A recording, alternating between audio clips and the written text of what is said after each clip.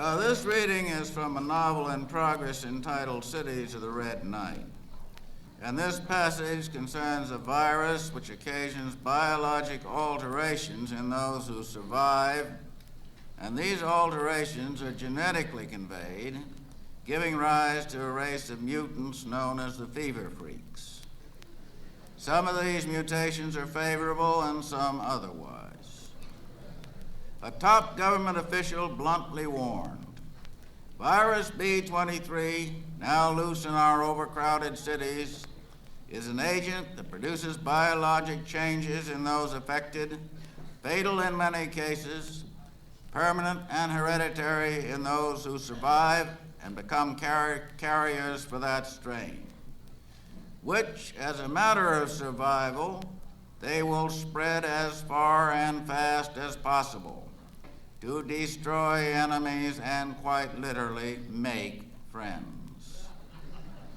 Junkies, however, are only lightly affected by the virus and remain characteristically unchanged. Virus B23. Dr. Pearson was a discreet addict who kept himself down to 3 shots a day. Half a grain in each shot, he could always cover for that. Towards the end of an 8-hour shift, he tended to be perfunctory. So when he got the call from emergency, he hoped it wouldn't take long or keep him overtime. Of course, he could always slip a half grain under his tongue, but that was wasteful. And he liked to be in bed when he took his shot and feel it hit the back of his neck and move down the backs of his thighs while he blew cigarette smoke towards the ceiling. As he reached for his bag, he noticed that he had barked his knuckles. He couldn't remember where or when. That happens when you are feeling no pain. It looks like measles, doctor. The doctor looked at the boy's face with distaste. He disliked children, adolescents, and animals. The word cute did not exist in his emotional vocabulary. There were red blotches on the boy's face, but they seemed rather large for measles. Well, get it in here, nurse, whatever it is, away from the other patients. Not that I care what they catch, it's just hospital procedure. The boy was wheeled into a cubicle. Fingers cold with distaste, the doctor folded the sheet down to the boy's waist and noticed that he was wearing no shorts. Why is he naked? He snapped at the attendants. Well, he was like that when they picked him up, doctor. Well, they might have put something on him. He turned back to the attendants. What are you standing there for? Get out. And you, nurse, what are you gawking at? Order a bed in isolation. His temper was always evil when he ran over like this, but right after a shot, he could be nice in a dead, fishy way. The doctor turned back to the boy on the bed. His duty as a physician is clear. Hippocrates points sternly to the sheet. Well, I suppose I have to look at the little naked beast. He folded the sheet down to the boy's knees. The boy had an erection. The genitals and the area adjacent to the genitals were bright red, like a red bikini. The doctor leaped back as he would from a striking snake, but he was too late. A gob of semen hit the back of his hand right on the skin knuckles. He wiped it off with an exclamation of disgust. He recalled later that he felt a slight tingling sensation, which he didn't notice at the time. Being that disgusted with the human body, he wondered why he had chosen the medical profession.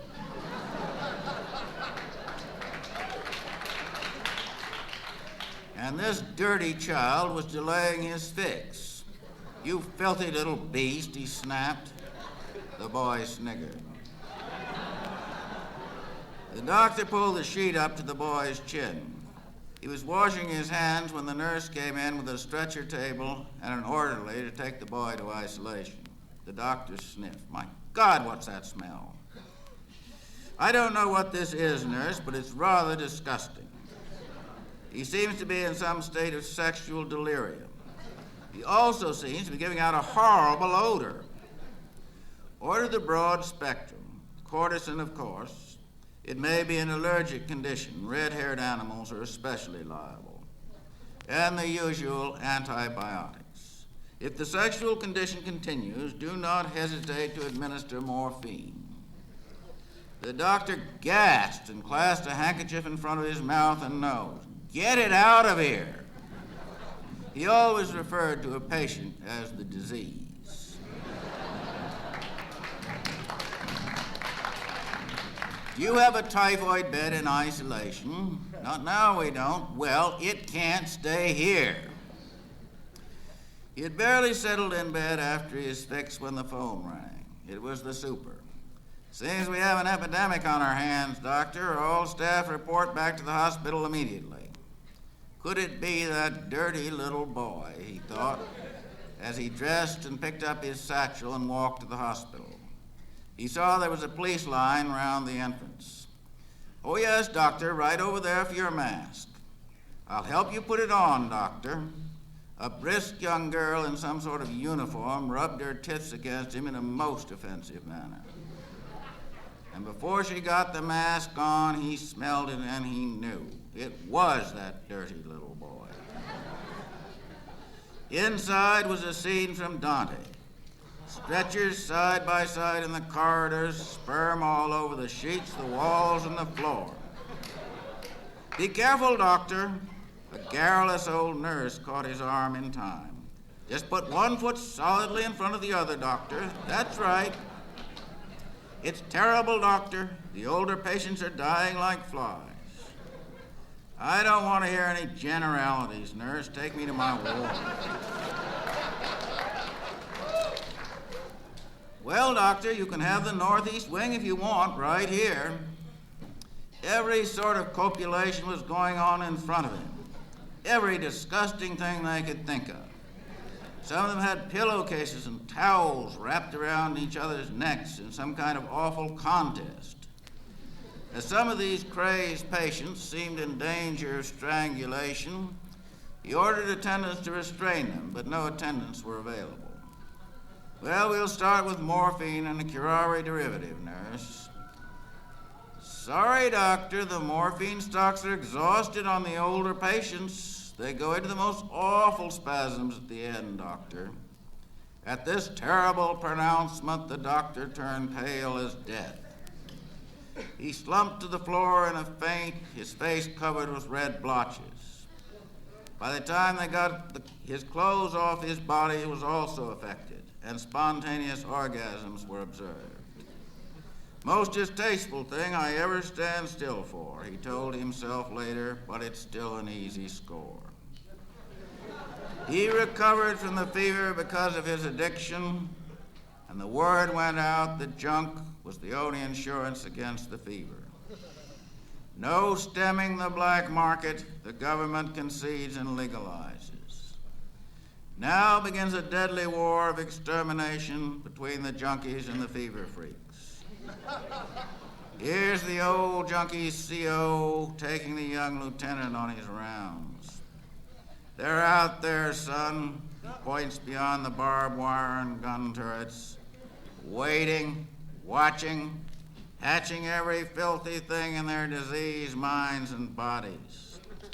They'll sell you red hots for junk, kill you in a nasty sex spasm. They want a fever world. That's what we have to deal with out here. Well, perhaps sometime, somewhere, the human race will remember that a few white men stood between them and the fever freaks. What an old windbag, the boy thought. Where is my fix? We're on short rations here, son. Quarter G 3 times a day. Captain, that is short. We have to ration it, son. God help us if we ever run out and fall into their hands. Swear you'll kill me first, sir. Of course, son. The Army always takes care of its own.